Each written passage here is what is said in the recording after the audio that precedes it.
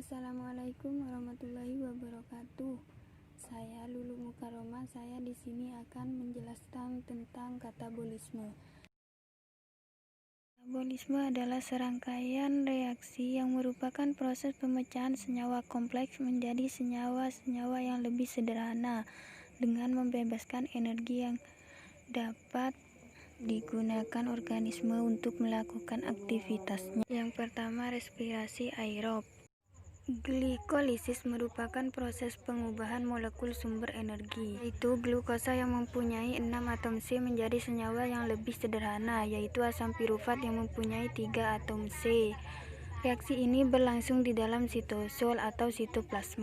Pertama-tama, glukosa mendapatkan tambahan satu gugus fosfat dari satu molekul ATP yang kemudian berubah menjadi ADP, membentuk glukosa 6-fosfat. Setelah itu, glukosa 6-fosfat diubah oleh enzim menjadi isomernya, itu fruktosa 6-fosfat. Satu molekul ATP yang lain memberikan satu gugus fosfatnya kepada fruktosa 6-fosfat yang membuat ATP tersebut menjadi ADP dan fruktosa 6-fosfat menjadi fruktosa 1,6-difosfat. Kemudian fruktosa 1,6-difosfat dipecah menjadi dua senyawa yang paling isomer satu sama lain, yaitu dihidroksiaseton fosfat dan pegal fosfogliseraldehid atau gliseraldehid 3-fosfat. Tahapan-tahapan reaksi di atas itulah yang disebut dengan fase investasi energi.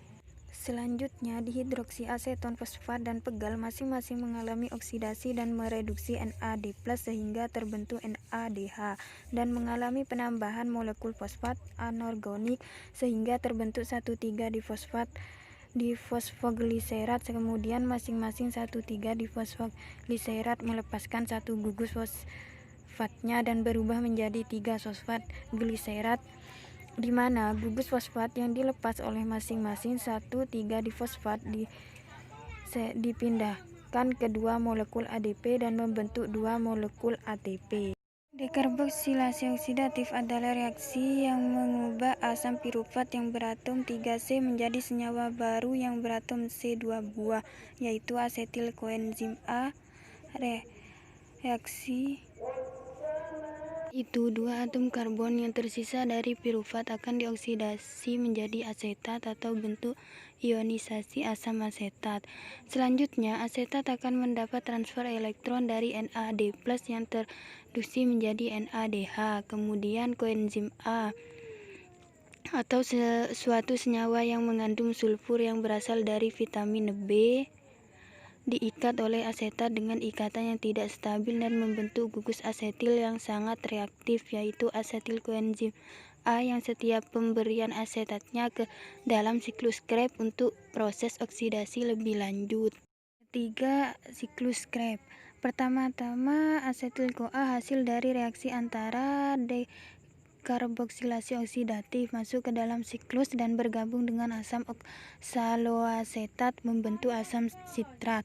Setelah mengantar asetil masuk ke dalam siklus Krebs, CoA memisahkan diri dari asetil dan keluar dari siklus. Kemudian asam sitrat mengalami pengurangan dan penambahan satu molekul air sehingga terbentuk asam isositrat. Lalu asam isotitrat mengalami oksidasi dengan melepas ion H+, yang kemudian mereduksi NAD+ menjadi NADH dan melepaskan suatu molekul CO2 dan membentuk asam akataglotarat atau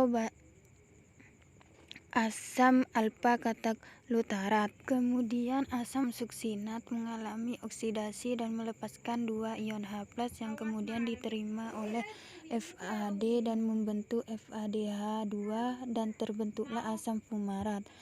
Satu molekul air kemudian ditambahkan ke dalam fumarat dan menyebabkan perubahan susunan atau ikatan substrat pada asam fumarat. Karena itu asam fumarat berubah menjadi asam malat.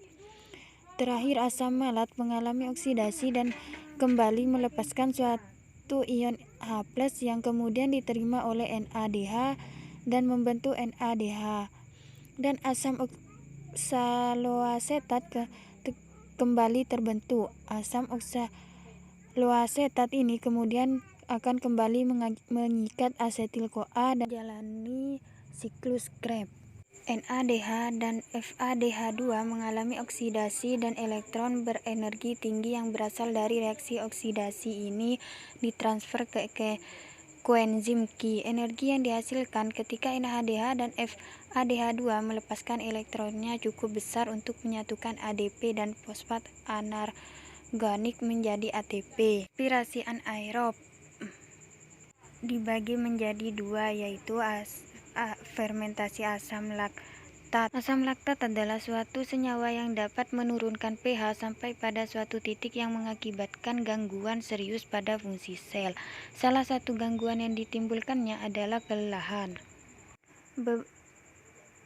Beberapa organisme seperti Saccharomyces dapat hidup baik dalam kondisi lingkungan cukup oksigen maupun kurang oksigen. Dalam keadaan aerob, asam pirufat yang dihasilkan oleh proses glikosis akan diubah menjadi asam asetat dan CO2.